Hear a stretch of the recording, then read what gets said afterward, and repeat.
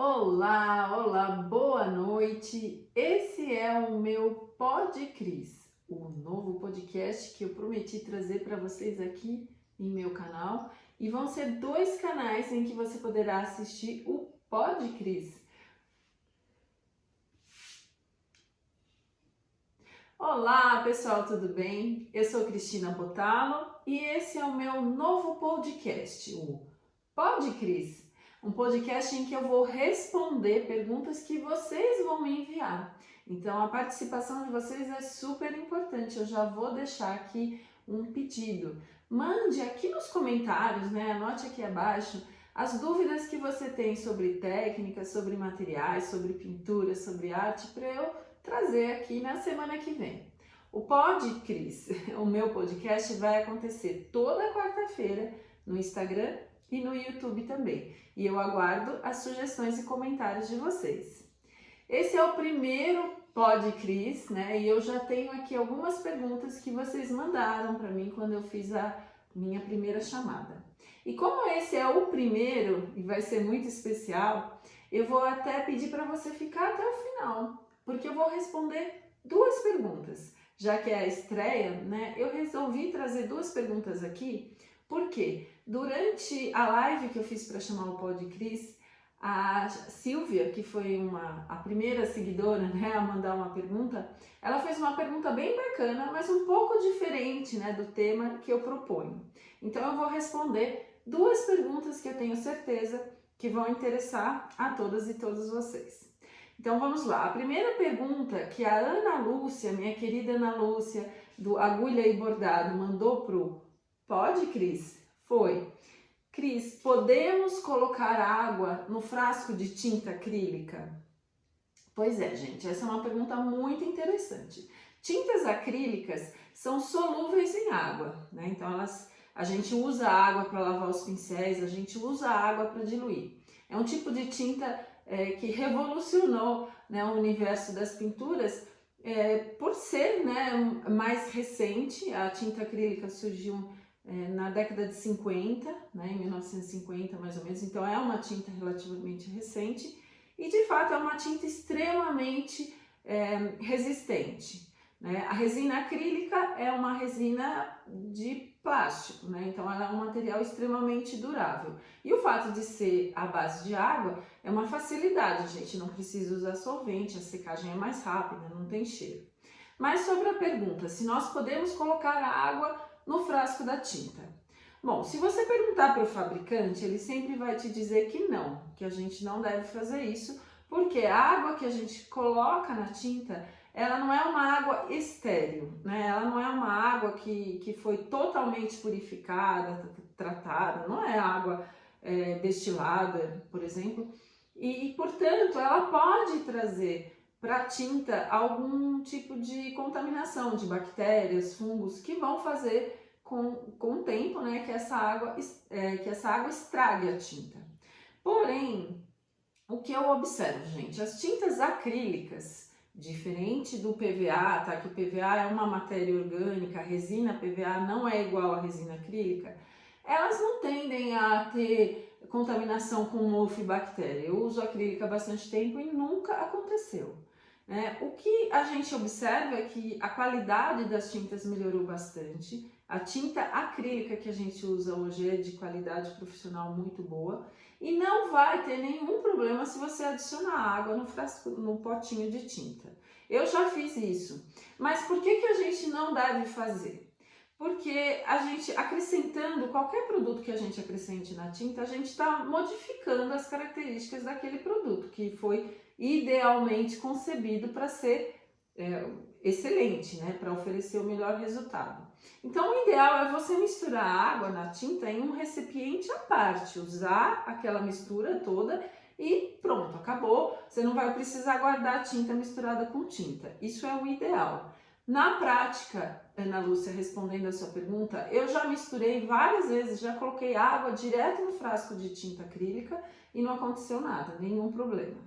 Isso não quer dizer que as tintas à base de água não estraguem, gente, elas estragam. Com o tempo a resina acrílica endurece, ela vai perdendo aquela consistência natural que ela tem, ela vai ficando com gruminhos. Quando a tinta chega nesse ponto, já é muito difícil recuperá-la. Aí a gente tem que descartar mesmo. Mas em termos práticos, principalmente a tinta acrílica de potes pequenos, né, que a gente vai usar e vai acabar mais rápido, eu, na prática, diria para vocês que não tem nenhum problema adicionar um pouco de água no frasco de tinta.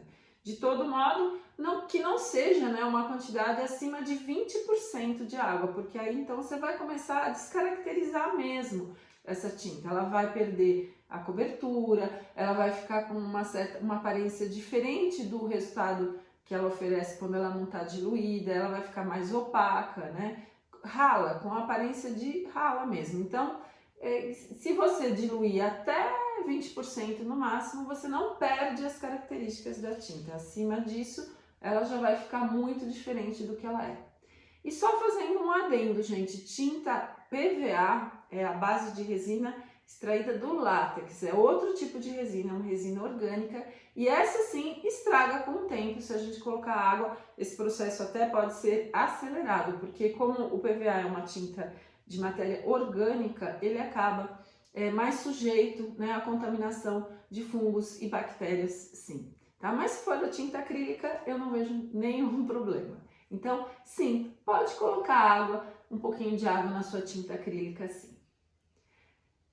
E como eu tinha prometido, né, que eu ia responder 2 perguntas, quando eu fiz a live de lançamento aqui do Pode, Cris? A Silvia, que estava online, me perguntou uma coisa muito interessante, que não é especificamente sobre técnica. Olha só, a pergunta que ela fez foi assim, ela perguntou como compor valor para vender uma peça. E como eu achei essa uma pergunta interessante, eu resolvi trazer aqui nessa primeira edição do Pode, Cris? O meu podcast. Então, assim, como compor valor para vender uma peça? É muito interessante isso que você falou, Silvia, porque na verdade você praticamente já respondeu a sua pergunta. Você tem que compor valor para vender a sua peça e aí sim valorizar o seu trabalho. Isso é o que muitas pessoas às vezes não entendem. Elas simplesmente fazem as suas peças, colocam um preço e esperam que as pessoas, né, do outro lado simplesmente entendam e comprem e aceitem sem nenhum problema. Mas elas, nesse caso, não estão compondo valor, não estão dizendo para as pessoas qual é o valor que o trabalho delas tem. Então, realmente é muito importante você explicar para o seu público, né, para a sua clientela, que valor o seu trabalho tem. E uma forma bacana de você fazer isso é você contar a sua história, você colocar esse seu trabalho, né, essa peça que você faz, dentro de um contexto que faça sentido. Então, se você tem uma linha de trabalho muito específica, que tem a ver com a sua bagagem, sei lá, da sua vida, da história, da formação da sua família, da região que você mora, você tem que contar isso para a pessoa, você tem que fazer com que ela entenda que aquela peça que você fez, ela faz parte de um contexto, né? E contando a sua história, você vai conseguir isso, expondo a sua peça dentro de vamos dizer, de uma vitrine, né? Que pode ser uma vitrine física ou uma vitrine virtual, né? Se você vende online, em que as pessoas entendam que aquela sua peça tem a ver com esse universo. Por exemplo, se você faz bordados botânicos, né? Por exemplo, você borda principalmente folhas e flores. Faz todo sentido você colocar um cenário que tenha plantas naturais, ou que tenha uma paisagem de natureza. O seu trabalho dentro desse contexto, a pessoa que está observando, ela vai entender melhor. Isso é uma forma de compor valor. Então é muito importante você contar a sua história, você ter uma história para contar, que aquele seu trabalho faça parte de um contexto, e aí cabe a você, né, explicar esse contexto. E você deve colocar esse seu trabalho dentro desse universo, né? Encontrar uma forma de apresentar que as pessoas, só de bater o olho, elas já entendam do que se trata.